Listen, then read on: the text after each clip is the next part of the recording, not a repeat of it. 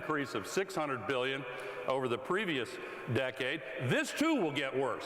When will we decide that we don't want to keep paying to clean up and try to heal the consequences and deal with the causes instead?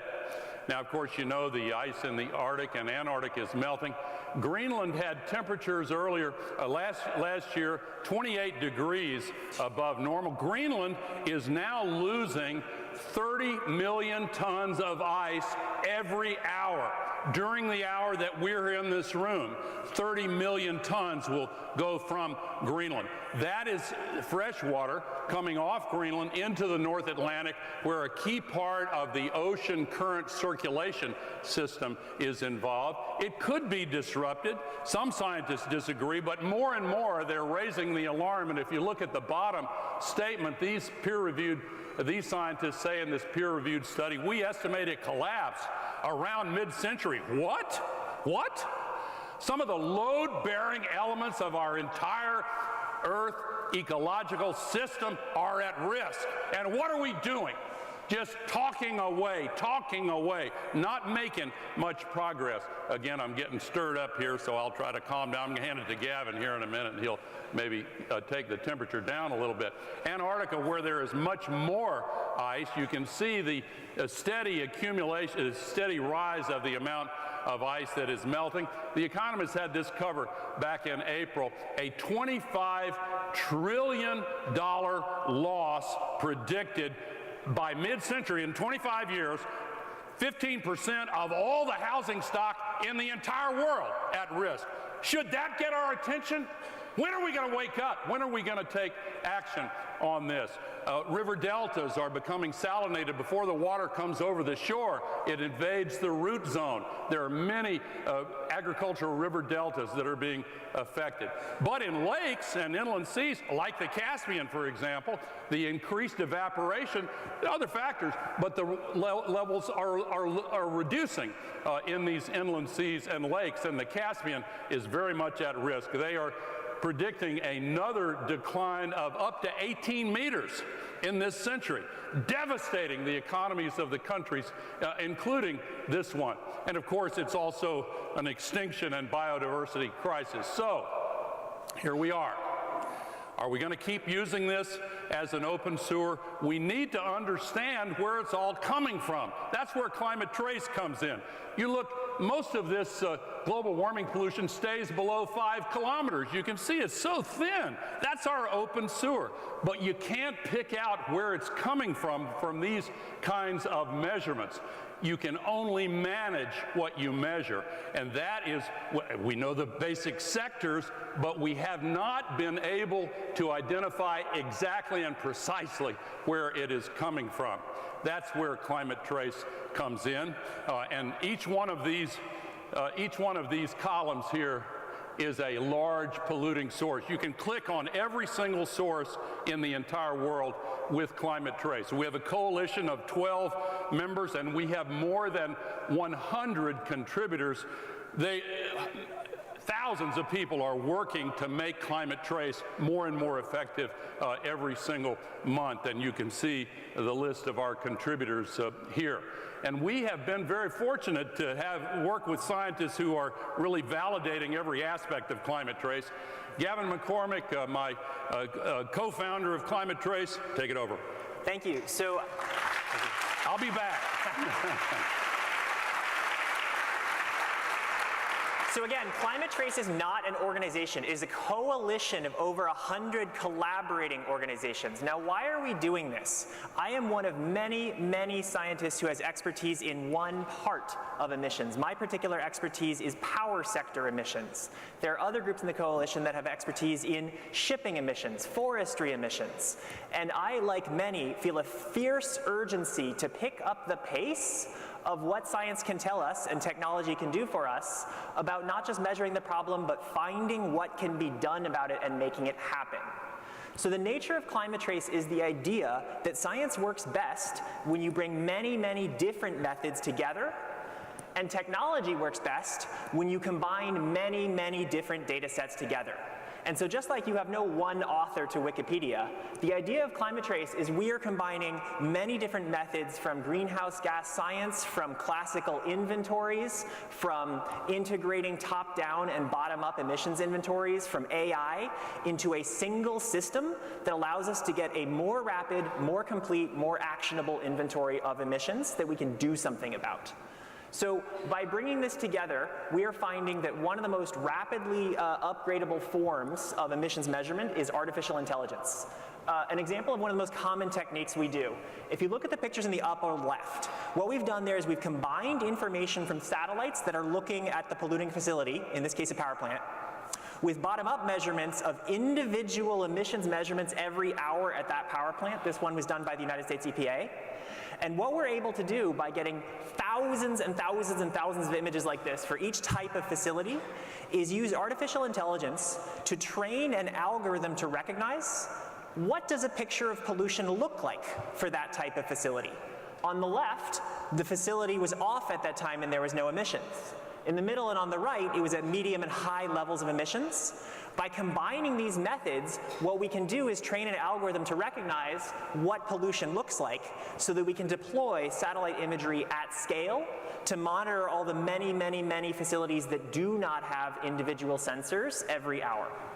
As a result, we have been able, by combining all these many groups, to measure 660 million of the largest individual sources of pollution worldwide. This is essentially now a comprehensive inventory of everything in the world that emits. And what we've done is we've put it all together into a single website, and I want to draw your attention to the number on the left. 60 billion tons of CO2 equivalent every year is actually higher than any previous emissions inventory, and that's because we are seeing sources of emissions that were present in one inventory but missing in another.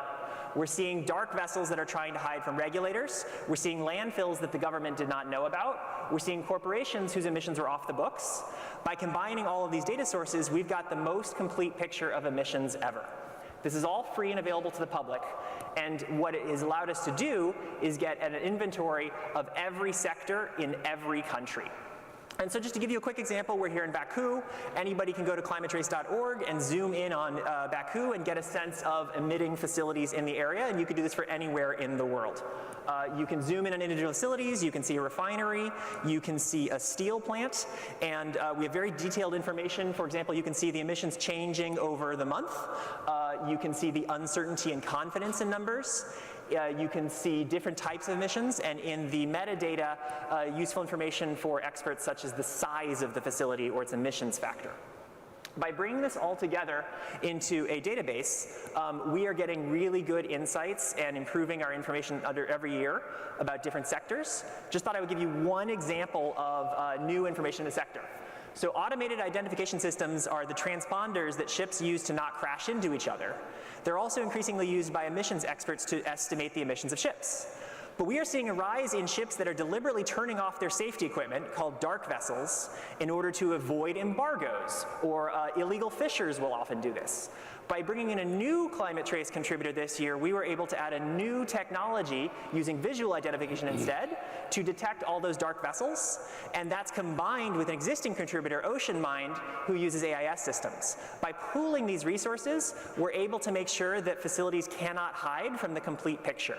For context, about 7% of shipping emissions, or something as large as the emissions of the nation of Ireland, are now dark vessels, and we're making upgrades like this all the time. By bringing this all together, we are pleased that we are now able to move from annual information to monthly information. So if you will go into the Climate Trace database, you will see emissions that happened up to each month, and we've got our estimates of the next 2 months to make annual comparisons possible.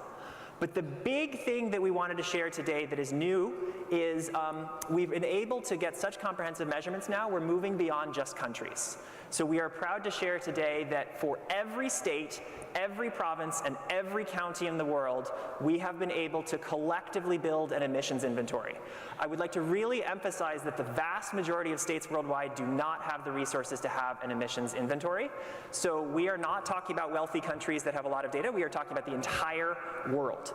And what we see is that for many states worldwide, the current state of the art is you look at the national inventory, which might be a couple of years old, there might be some sectors missing, you figure out what share of the country you are, and you kind of assume that your states of emissions are similar to the national average. But we routinely see examples of 3 bordering states. 1, the largest source of emissions will be electricity. 1, it will be buildings. 1, it will be oil and gas. Those states do not want to look at the same policies to reduce their emissions. With more actionable information, you can move faster to figure out better ways to reduce emissions. And just as there are different emissions patterns and volumes between different states in the same country, there are also very different emissions profiles within the same industry, depending upon the facility, depending on the technology. You can have as much as 16 times as much pollution from a blast furnace steel operation compared to an electric arc operation. Same with aluminum, same with these other examples that you see here. And by switching out suppliers to replace high emitting suppliers with much lower emitting suppliers, many of the large corporates who are now using climate trace data are able, by just changing out, save money in the process as well. And we're hearing from a lot of these states and provinces that we're working with at Climate Trace. This is Jalisco State in Mexico. It's been great to work with. Also in the Western Cape, they have also been a valuable partner in Cordoba, in Argentina, another example of how we're working with them. And in addition to the states, provinces, and counties that Gavin talked about, we have virtually all of the cities in the world. I say virtually all because in some examples it's kind of hard to say what's a city and what's not, where are the boundaries. But we have everything that most people call a city, 9,000 of them, and we have detailed databases for all of these 9,000 cities in the world. And by the way, for 80% of them, it's the first inventory they've ever had. And we have had some surprising findings. These cities that have never had an inventory account for 25% of all the emissions. Some cities that do have an inventory, like New York City, for example, they don't include their big airports in the New York area. We do. We can give you the precise emissions amounts and profiles for every one of these cities in the world, including cities you might never have heard of in Madang, Papua New Guinea, and Nepal, and the others there. Now, this is another innovation that we're introducing this year. Thanks to our new contributor, Carnegie Mellon University, they've done such a great job on this. We are now able to track and measure the non-GHG pollution, including the particulate pollution that makes people sick and kills so many people around the world each year, that comes from the same combustion process that also causes the global warming pollution. The World Health Organization has identified 7 of these as being of particular significance, and you can read them for yourself. We have now traced 75% of all of this pollution right back to the individual millions of sources where it is coming from. And it's quite revealing when you drill down and look at this. This is prior to when we put this data together. Most countries have not had an inventory of their non-GHG pollution. Now they do. We're giving it to them today, and we'll continue to update it monthly. 8.7 million people per year killed by the pollution from burning fossil fuels. Have we just gotten used to that? Is that just a fact of life that we're willing to accept? We can stop that. We can shift to the cleaner, cheaper, better sources. I'll get to that in a moment. But this is where the disease burden and the death toll is greatest in these countries.